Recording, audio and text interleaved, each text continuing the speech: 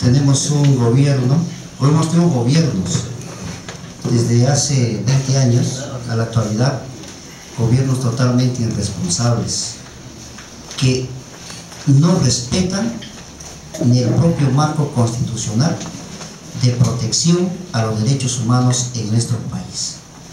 Yo diría, el atentado y la violencia contra los pueblos se da de dos modalidades. Uno, a través de los conflictos sociales que lo promueve el propio gobierno, por ejemplo, que produce las muertes con las Fuerzas Armadas, con nuestras Fuerzas propias Armadas del Perú, y otro es a través de los sicariatos o grupos paramilitares que controlan, que contratan las propias empresas transnacionales. Por decir, en Tambo Grande, que mataron a un gran dirigente, no fue en un conflicto, pero sí fue a través del sicariato. Ahí tenemos un hecho.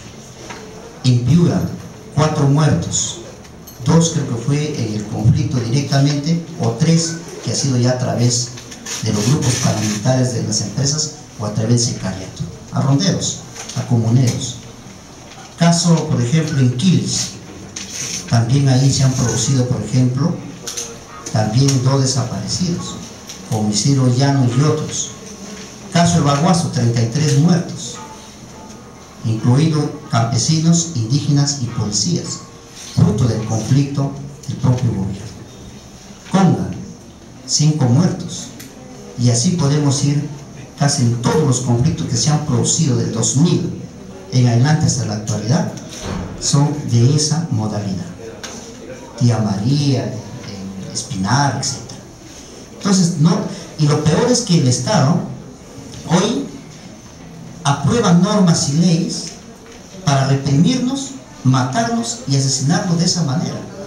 Y lo más indignante es que todo queda en la impunidad. Incluso de los compañeros que quedan incluso en silla de ruedas, caso del compañero Elmer Campos, por ejemplo, todos sus casos ya fueron archivados y nadie dice nada. Eso es, diríamos, la justicia. Perdón, doctora, me rectifico. No es que nadie ha dicho nada, se sigue el proceso. Ahí me rectifico porque sí, estamos ahí con los organismos, pero también, organismos de derechos humanos, pero lo importante es que esto lo van archivando, queda en la impunidad.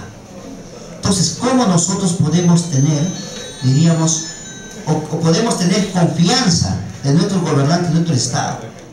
Yo creo que ahí también nosotros debemos dejar claro nuestra posición.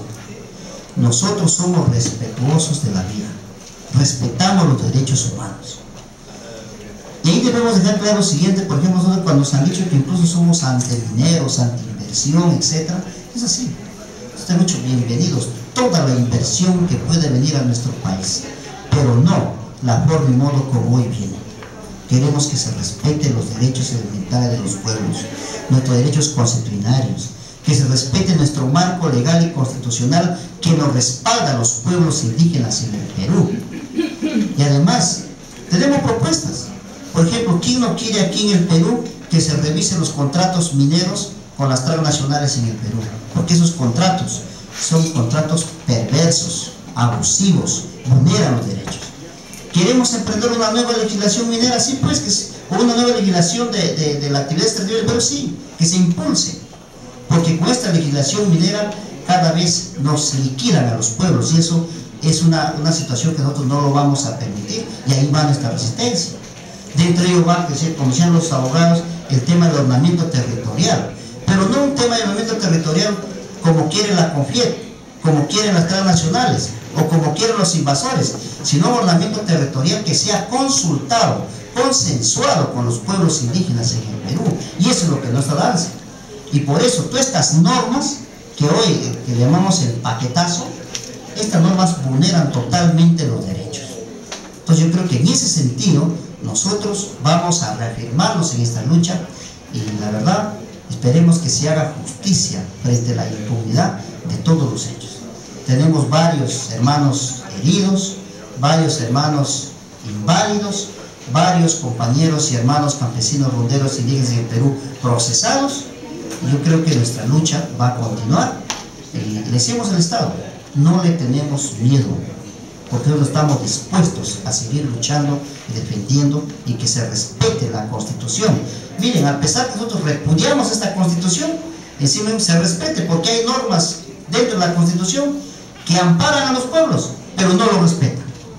O sea que es algo curioso en nuestro país. Pues ¿qué hacemos los pueblos? Sí, pues aquí en el Perú tenemos un marco constitucional, hecha la ley, hecha la trampa. Yo creo que no debe ser así. Por eso es importante que tenemos que cambiar también este marco constitucional, y eso también es nuestra lucha como pueblos indígenas en el Perú.